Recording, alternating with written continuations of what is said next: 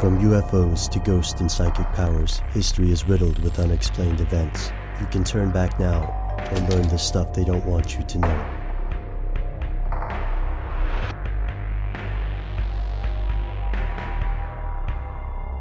Here are the facts. It's no secret that human beings have spent thousands of years trying to cheat death, but could we actually do it?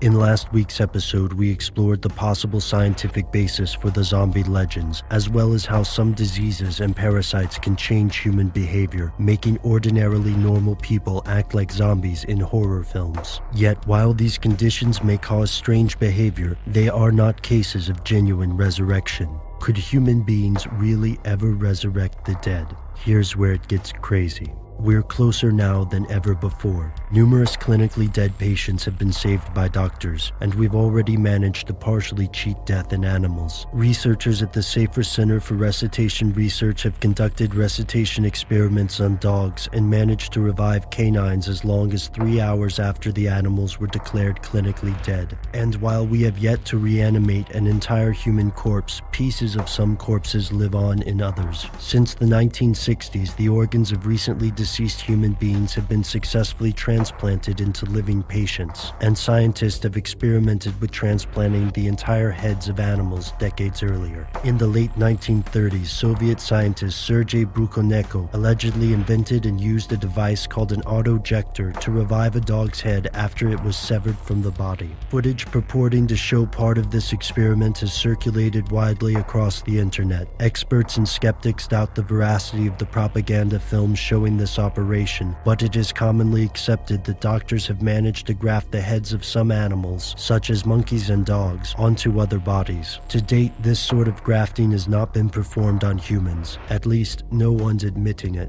These operations only resurrect part of an organism. To bring an entire corpse back will need more than surgical procedures. For some, cryonics are the answer. Cryonic companies like Alcor Life Extension Foundation freeze their customers' remains in hopes that future researchers will be able to revive them. Their customers aren't just eccentric billionaires or conspiracy theorists. Former Boston Red Sox star Ted Williams was frozen after his death in 2002. This tactic of freezing a body for the future hasn't come to fruition yet, but there's no getting around it. From organ transplants to cryogenics and personality downloads, technology is changing the nature of death. Perhaps the most disturbing possibilities are found in the study of nano and biotechnology. For example, researchers at the University of Reading recently built a robot controlled by a rat's brain cells. Could this technique be replicated with human brain cells? Could it be possible that the zombies of tomorrow will be human brains guiding robots, or cadavers powered by embedded nanomachines? This is not meant to vilify the extraordinary advances of biotechnology and modern medicine. It's extremely unlikely that a government or private entity would create real-life zombies because the technology and the motivations to do so simply don't exist.